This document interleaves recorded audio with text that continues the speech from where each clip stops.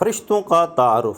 فرشتے حضرت آدم علیہ السلام کی تخلیق سے بھی پہلے سے موجود ہیں اور حدیث پاک میں ہے فرشتوں کو نور سے پیدا کیا گیا۔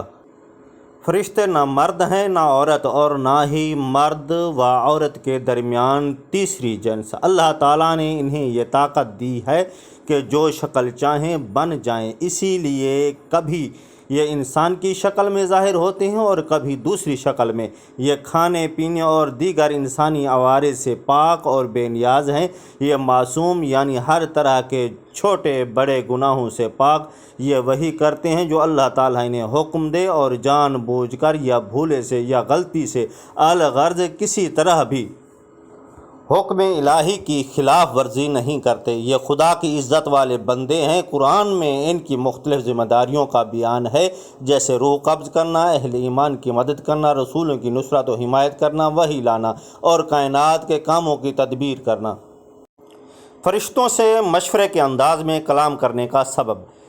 علم الہی کامل ذاتی، محیط، لامتناہی، ازلی، ابدی ہے۔ اللہ تعالیٰ مشورے کی حاجت سے پاک ہے۔ اس کے باوجود اللہ تعالیٰ نے فرشتوں کو خلیفہ بنانے کی خبر ظاہری طور پر مشورے کے انداز میں دی۔ اس میں حکمت یہ ہے کہ فرشتے تخلیق آدم کی حکمت دریافت کریں اور ان پر خلیفہ کی عظمت و شان ظاہر ہو کہ پیدائش سے پہلے ہی جسے خلیفہ کا لقب عطا کر دیا گیا اور آسمان والوں کو ان کی پیدائش کی بشارت دی گئی ہے، تو یقیناً وہ کوئی عظیم ہستی ہے۔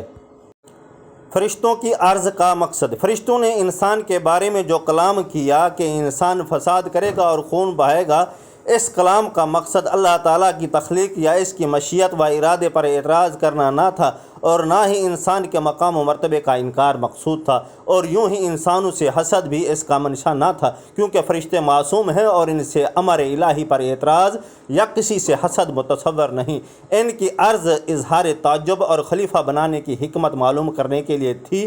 گویا انہوں نے یوں عرض کی: اے اللہ، انسانوں کی پیدائش میں کیا حکمت ہے، حالانکہ یہ لوگ زمین میں فساد کریں اور خون بہائیں گے؟ اگر اس تخلیق کا مقصد یہ ہے کہ وہ تیری عبادت کریں، تو اس کے لیے ہم موجود ہیں، جو دن رات کسی کوتاہی اور اکتاہٹ کے بغیر تیری عبادت میں مشغول رہتے ہیں۔ فرشتوں کی فساد و خون ریزی کی نسبت کا مصداق۔ فرشتوں نے انسانوں کی طرف فساد پھیلانے اور خون ریزی کی نسبت اس لیے کی تھی کہ انہیں معلوم تھا کہ اولاد آدم میں سے کچھ لوگ فساد اور خون ریزی کریں گے، اور یہ علم فرشتوں کو یا تو صراحت کے ساتھ اللہ تعالیٰ کی طرف سے دیا گیا تھا، یا انہوں نے لوح محفوظ سے پڑھا تھا، یا انہوں نے ان جنات پر قیاس کیا تھا جو پہلے زمین پر آباد تھے اور وہاں فساد کرتے تھے۔